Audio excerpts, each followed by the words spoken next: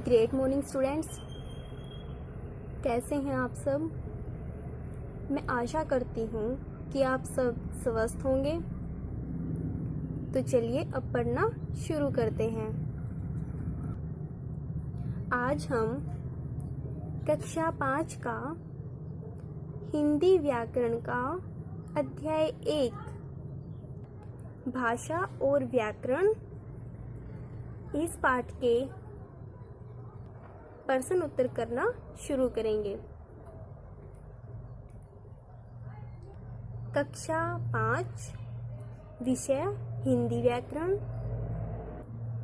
अध्याय 1। तो पहला प्रश्न है हमारा,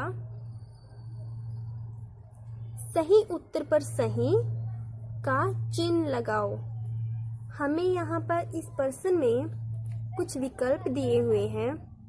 उन विकल्पों में से जो भी विकल्प सही है, उस प्रश्न का जो सही उत्तर है, हमें उस पर सही का चिन्ह लगाना है। तो पहला प्रश्न है हमारा क भाग, अपने मन के भावों को बोलकर व सुनकर प्रकट किया जाता है। कि जब हम अपने मन के विचारों को बोलकर प्रकट करते हैं तो उसे क्या कहते हैं? मौखिक भाषा में प्रकट करते हैं, सांकेतिक भाषा में प्रकट करते हैं, या फिर लिखित भाषा में प्रकट करते हैं। अगर आपको पता हो तो जो भी शब्द अपने मन के भावों को हम बोलकर अपने मुख के द्वारा प्रकट करते हैं, तो सिंपल सी भाषा में अगर कहा जाए तो जो शब्द हमारे मुख से निकलते हैं, भाव हमारे मुख से निकलते हैं, तो उसे क्या कहते हैं? मौखिक भाषा, क्योंकि वह भाषा क्या है? हमारे मुख से निकली है। और फिर क्या है? सांकेतिक भाषा। सांकेतिक भाषा क्या होती है? जब भी हम इशारों के माध्यम से कुछ समझाते हैं, किसी को अपने मन के भावों को प्रकट करते हैं, तो वो क्या होती है? सांकेतिक भाषा। और लिखित का हम इसके शब्द से ही पता लग रहा है कि जो भी हम लिखते हैं, तो लिखना क्या होता है? लिखित भाषा होती है। जब हम अपने मन के भावों को, विचारों को लिखकर प्रकट करते हैं, तो वह कौन सी भाषा होती है? लिखित भाषा।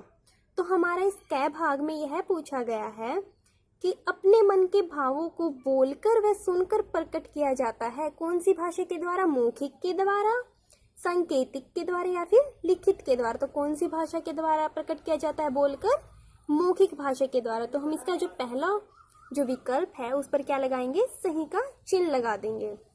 फिर ख भाग है, भाषा का निर्माण मुख से निकलने वाली डैश से हुआ है। किससे हुआ है? मुख से निकलने वाली बोली से, ध्वनियों से, या फिर लिपि से। तो किसके द्वारा हुआ है? जो हमारे मुख से जो ध्वनि।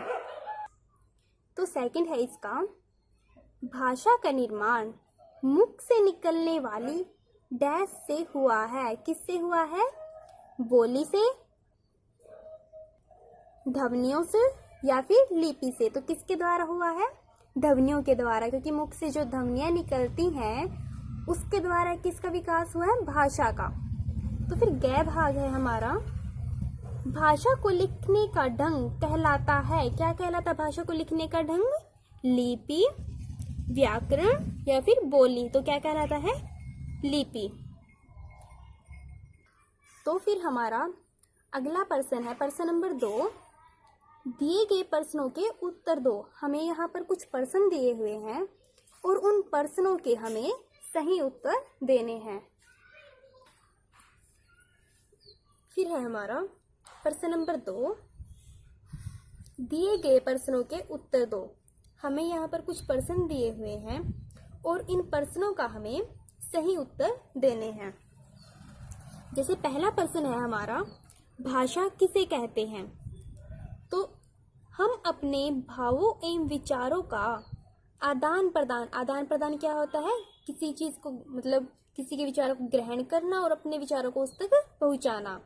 तो यहाँ पर क्या है? अपने भावों एवं विचारों का आदान प्रदान जिस माध्यम से करते हैं उसे क्या कहते हैं? भाषा कहते हैं। हम अपने भावों एवं विचारों का आदान प्रदान जिस माध्यम से करते हैं, जिसके द्वारा करते हैं, उसे क्या कहते हैं? भाषा कहते हैं। फिर है हमारा ख भाग, बोली से क्या अभिप्राय है? बोली क्या होती है कि किसी एक सीमित जो क्षेत्र होता है वहाँ पर सामान्य बोलचाल में जो भाषा प्रयोग की जाती है उसे क्या कहते हैं? बोली कहती हैं। ठीक है। फिर है किसी विशेष क्षेत्र में प्रयोग की जाने वाली सामान्य बोलचाल की भाषा को बोली कहते हैं। फिर है हमारा ग भाग, लिपि किसे कहते हैं? भाषा को लिखने के लिए जिन चिन्हों का प्रयोग किया जाता है उसे क्या कहते हैं? लिपि कहते हैं। फिर है हमारा प्रश्न नंबर 3, सही वाक्य पर सही तथा गलत वाक्य पर गलत का चिन्ह लगाओ। हमें यहाँ पर कुछ वाक्य दिए हुए हैं। इन वाक्यों में जो वाक्य सही है हमें उसके सामने सही का चिन्ह लगाना है और जो वाक्य गलत है उसके सामने हमें क्या चिन्ह लगाना है? गलत का चिन्ह लगाना है। तो पहला है हमारा, आजकल सांकेतिक भाषा का प्रयोग अधिक होता है। तो यह बात क्या है? गलत है। तो हम इसके सामने किस चीज का चिन्ह लगाएंगे? गलत का। फिर ख भाग है, पूरे भारत में एक ही बोली का प्रयोग किया जाता है। तो यह बात भी क्या है? हमारी गलत है, क्योंकि भारत में अनेक धर्मों को मानने वाले लोग रहते हैं और उन सब की भाषाएं, संस्कृति, सब कुछ क्या है? रहन सहन सब कुछ बहुत अलग है। ठीक है। और उनकी रहन सहन के साथ साथ उनकी बोली भी क्या है? अलग है। और बोली क्या होती है? सिर्फ एक सीमित क्षेत्र में बोली जाने वाली जो भाषा होती है, जो आम बोलचाल की जो भाषा होती है उसे हम क्या कहते हैं? बोली कहते हैं। तो यहाँ पर दिया गया है कि पूरे भारत में एक ही बोली का प्रयोग किया जाता है। तो यह बात भी क्या है? हमारी गलत है। और इसके सामने हम किस चीज़ का चिन्ह लगाएंगे? गलत का। फिर है ग भाग, गुजराती भाषा गुरुमुखी लिपि में लिखी जाती है। तो यह बात भी क्या है? गलत है, कि क्योंकि गुरुमुखी लिपि में कौन सी भाषा लिखी जाती है? पंजाबी। और जो गुजराती है वो कौन सी भाषा में लिखी गई है? कौन सी लिपि में लिखी गई है? देवनागरी में।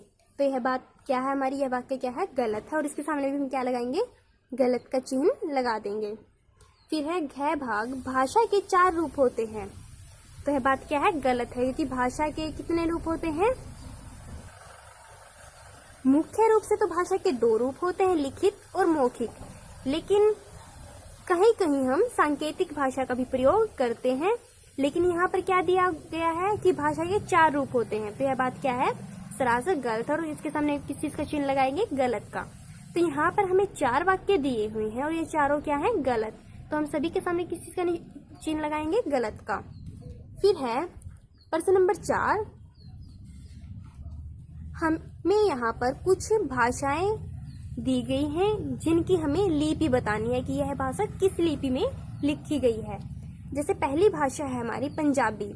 तो पंजाबी भाषा की जो लिपि है वो कौन सी है? गुरुमुखी। फिर है उर्दू। उर्दू कौन सी लिपि में लिखी गई है? फारसी में। फिर है मराठी। मराठी भाषा कौन सी लिपि में लिखी गई है? देवनागरी में।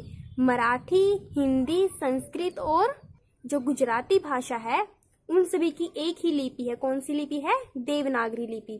तो मराठी भाषा कौन सी लिपि में लिखी गई है? देवनागरी में। फिर है अंग्रेजी भाषा। अंग्रेजी भाषा कौन सी लिपि में है? रोमन लिपि में। फिर है हिंदी। हिंदी भी कौन सी में है? देवनागरी में। और संस्कृत भी कौन सी लिपि में लिखी गई है? देवनागरी लिपि में। तो यह पाठ हमारा यहाँ पर समाप्त होता है। और मैं आशा करती हूँ कि आपको भाषा का यह टॉपिक अच्छे से समझ में आया होगा। कल हम अगला अध्याय पढ़ना शुरू करेंगे। Thank you.